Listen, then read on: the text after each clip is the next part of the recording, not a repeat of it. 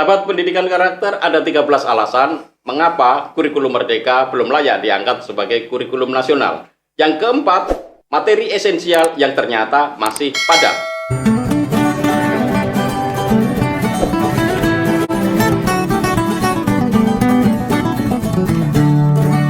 Tanya Pak Doni saja. Sahabat pendidikan karakter, kurikulum merdeka berpretensi menyederhanakan materi pembelajaran dengan membuat istilah baru, yaitu mempelajari materi esensial. Materi esensial ini katanya untuk mengatasi kelemahan di dalam kurikulum 2013 yang berisi materi yang sangat padat.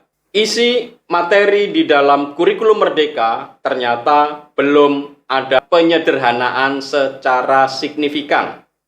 Dari sisi materi ajar, saya mengadakan studi pribadi untuk membandingkan materi dalam kurikulum 2013 dan kurikulum merdeka. Ternyata isinya sama saja. Kita lihat capaian pembelajaran maupun standar isinya ya untuk fase F, yaitu kelas 11 dan 12. Itu ternyata isinya sama saja, sama tetap padat. Yang berbeda adalah pendeskripsian di dalam capaian pembelajarannya saja. Tetapi sesungguhnya secara esensial materi-materinya itu tetap padat. Saya ambil contoh, materi pelajaran biologi untuk fase F, kelas 11 dan 12. Di situ semua isi materinya sama saja, hanya di CP itu kata-katanya dibuat ringkes lebih pendek. Nah, ini tentu saja membuat para guru bertanya, lalu di mana materi esensialnya, di mana penyederhanaannya? Lebih dari itu, selain materinya ternyata tetap sama, jam pelajaran untuk materi biologi diambil 20-30% untuk proyek penguatan profil pelajar Pancasila, dan ini berlaku untuk seluruh mata pelajaran yang lain. Sahabat pendidikan karakter, materi esensial pun ternyata belum ditata secara runtut kronologis sesuai kaidah keilmuan, sehingga para guru pun bingung bagaimana harus menata dan mengatur. Karena ada satu konsep fase yang seringkali ada di dua kelas. Sehingga guru-guru itu bingung ketika membaca sebenarnya mana yang harus didahulukan, mana yang dibelakangkan. Bapak Ibu guru sangat bingung untuk menerapkannya.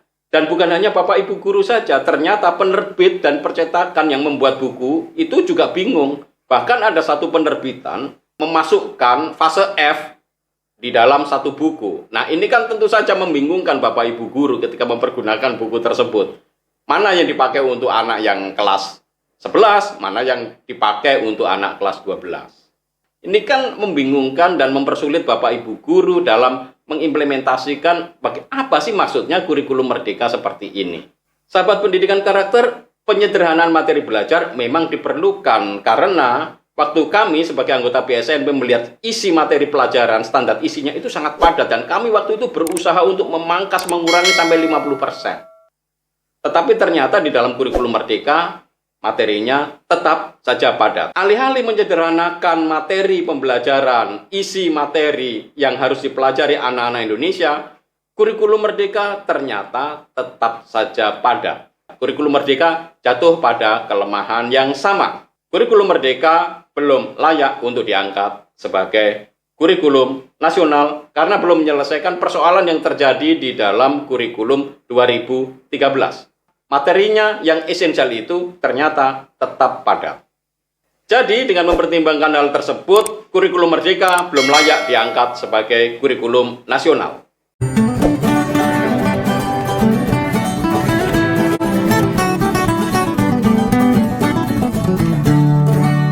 Tanya Pak Doni saja.